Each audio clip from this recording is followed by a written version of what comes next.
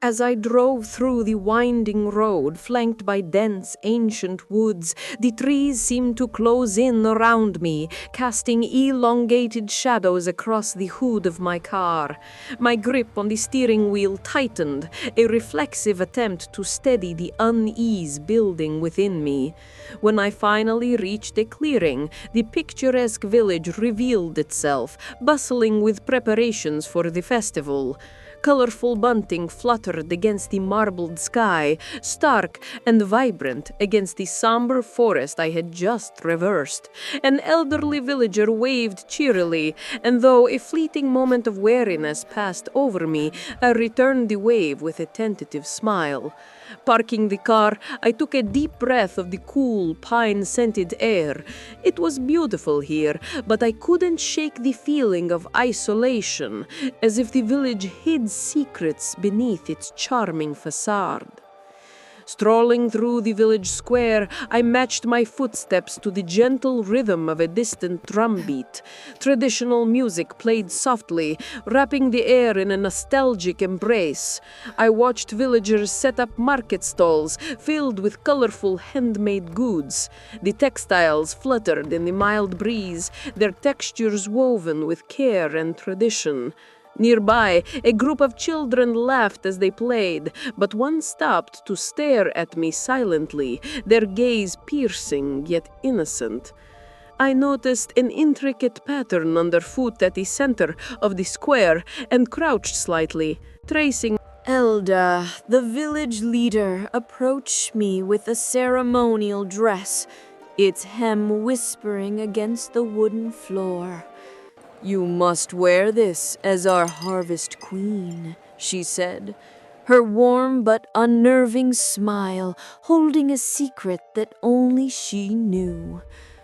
I swallowed, feeling the expectation press down as I examined the ornate garment. Its odd mix of beauty and austere details was unsettling.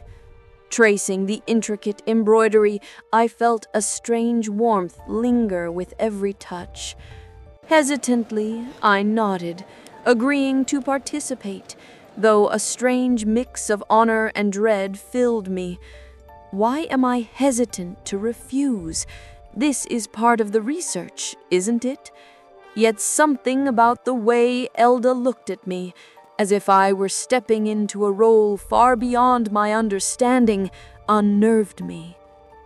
Elda guided me through an old stone building filled with artifacts from past festivals.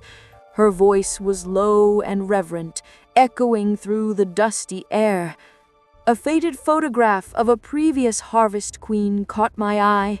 Her expression was something like fear. A shiver ran down my spine.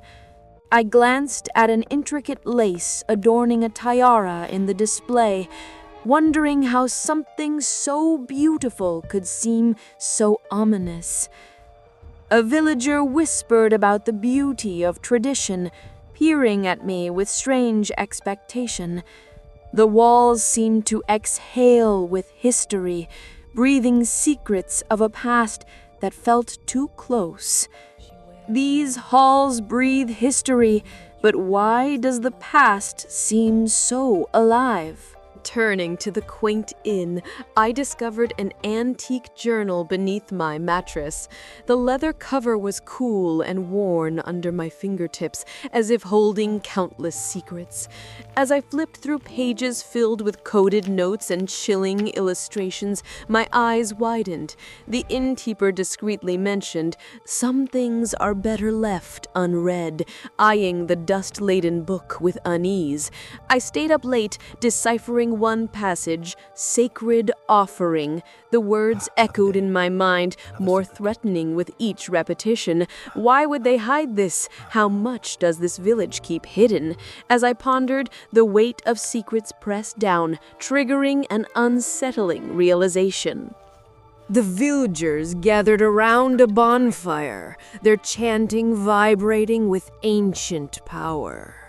My heart raced as I joined them, each note of the chant weaving through my consciousness like tendrils. Invited to sit at the center, I was anointed with oils that stung and warmed my skin. The oil seeped into my pores, leaving a tingling trail spiraling through my nerves. In a trance, my environment distorted, the comforting fire turning cold blue. I saw myself on a carved stone altar, unable to move, feeling the weight of the cold stone beneath my back. I snapped back, breath shaky as if emerging from deep waters. Was it a nightmare or a premonition? At the festival, I observed villagers exchanging knowing glances. The sound of drums became sporadic, almost a signal. Whispers of chosen and sacrifice filled the air. Elda praised my beauty, eyes lingering too long. My heart skipped a beat as I fidgeted with the hem of my sleeve, wondering where exactly I fit into this mysterious puzzle. As the whispers grew louder, I questioned if I was more than a foreign curiosity, perhaps an integral piece of a dark ritual. Greta, a young village girl, pulled me aside, her eyes wide with urgency. "You can't stay, not until all this is over," she whispered, her voice barely audible. I doubted Greta, but her earnestness chilled my resolve.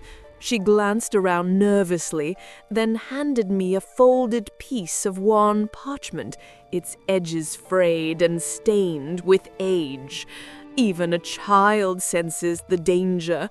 What does she know that I don't? In the library, I pored over dusty township records, frustrated by missing pages. My fingers traced the jagged edges where they had been ripped out. Vague newspaper clippings reported vanished tourists, and my name among them sent shivers down my spine. The librarian, with an eerie calm, warned cryptically, "Truth is often best left buried," before pulling me away. Each clue added another layer to this enigma, the darker it all seemed. If they've erased these tourists, including maybe even me, what could be so horrifying? I hiked into the darkening forest, following strange instincts. The crunch of leaves beneath my boots was the only sound. I found an ancient set of stones, each carved with cryptic symbols, one identical to the journal. Kneeling down, I brushed the cool dirt from the stone's surface, tracing the grooves with both curiosity and trepidation. As I traced a symbol, a surge of energy hit me, as if being watched.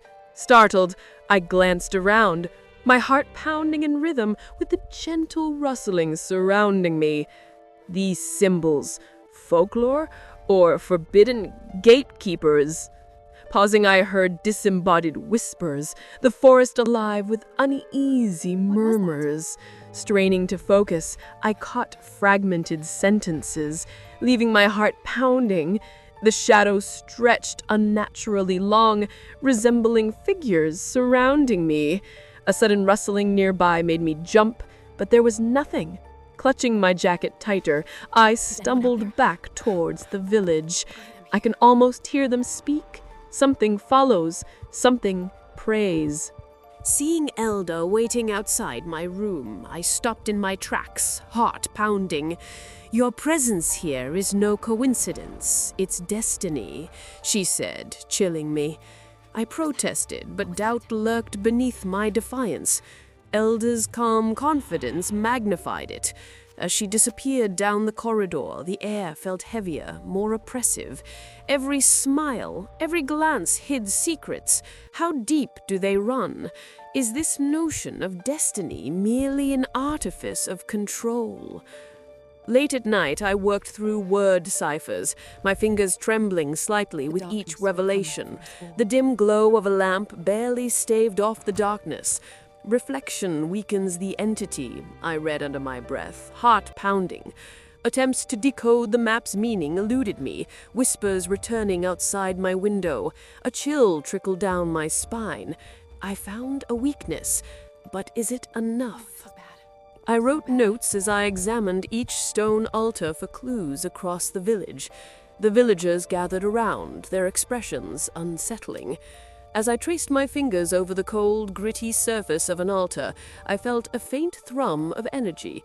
A chill coursed through my spine as I realized the motifs mirrored those in the journal.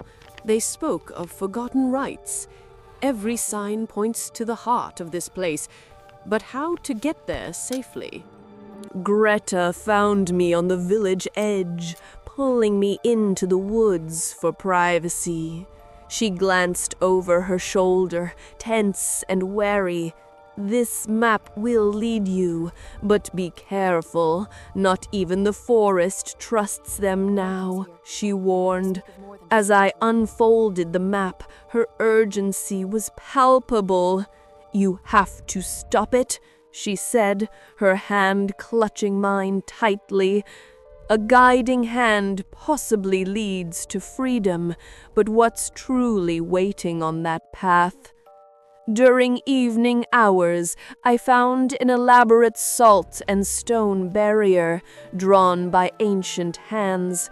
Bending down, I observed runes etched into each stone's face, tracing my finger along grooves worn smooth by time.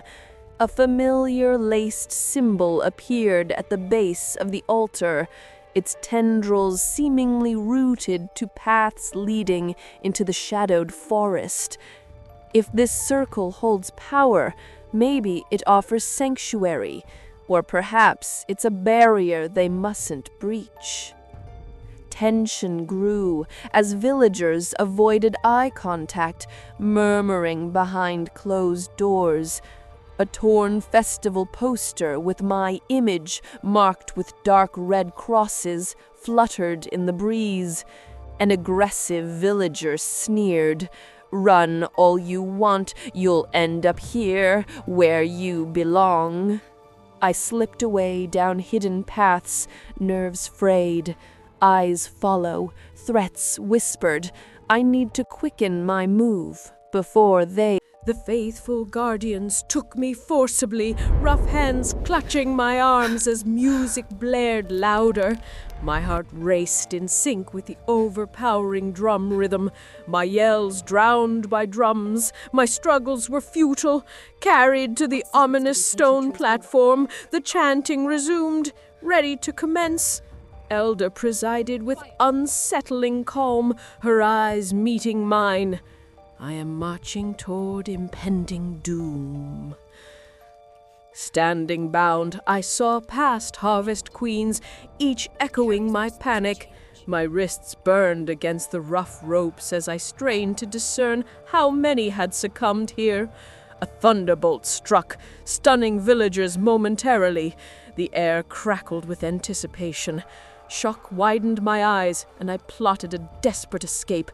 A faint line of sunlight creeping beneath the heavy oak doors sparked hope. Confusion struck, villagers scattering heedlessly, their voices a rising tide of despair. I felt adrenaline rush as my heart synced with the frantic energy. My fingers trembled, struggling to find freedom. Taking advantage of diverted attention, I slipped free. Under moonlight's watch, I navigated the forest, following markings and symbols. A cool breeze whispered through the pines. Emerging by shrine's end, my heart thumped louder with each step. I brushed aside ivy, revealing ancient stone eyes glinting in shadow. As I moved cautiously forward, I grappled with the dual feeling of being an intruder and an integral part of something far older than myself. A spectral form rose from whispering shadows, its presence commanding. I felt my heart flutter as the spectral figure emerged, a shiver licking up my spine. The figure whispered, "Fear mirrors nothing. truth reflects only when confronted. My eyes stumbled upon a hidden mirror array. Laura considers the spirit's words, questioning if she is ready to stand before the mirror of her fears. Infiltrating the festival's core, I clutched a makeshift reflective armor. Elda's chants neared crescendo, echoing through my bones. Darting through chaos, I aligned beams, crafting a brilliant illumination. Villagers paused, their shackles slipping away. I wondered if they would ever forgive me for trespassing into their sacred ritual, knowing their liberation came at such a cost. Warped energy recoiled, vibrancy returning to bare trees. Elda's grip faltered as fear unfurled over her features, her breath catching. Commotion ensued, followers wailed, scattering. Elda murmured, "We're losing it, losing everything." Elda's mind reeled with the thought that they were fools to believe they could harness such power. Casting aside held ropes, I felt newfound tranquility. My breath quivered as I felt cool air against my skin. Emerging from shadows, unseen strength guided my steps. As I breathed in liberation, I grappled with the thought, is breaking free merely physical, or does it demand shedding something deeper? Unconsciously inhaling fresh air, revelatory drapings fell off villagers. Silent accommodations unfurled in newfound camaraderie. Eyes exchanged understanding. Amid tears and laughter, a former adversary began to work the soil. As the villagers turned to one another, they grappled with the fear of returning to what they once were. Yet there was hope, a belief they could reshape their future. Leaving behind with a calm farewell, villagers offered gratitude. Pausing, my fingers grazed the weathered stone of the village gate. As my eyes met Greta's, I found solace in those steadfast eyes. The forest remained vigilant, whispering secrets of its ancient wisdom. As I stepped forward, I questioned whether the road ahead would be as kind. From the forest's edge, Greta stepped forward, mysterious smile. Sunlight flickered through the canopy as she stepped into view. Her eyes glimmered with secrets. A moment of hesitation flickered in my eyes. A rustle seemed to echo, a whisper of something watching. I battled with a gnawing uncertainty. Why does Greta's smile feel both welcoming and foreboding?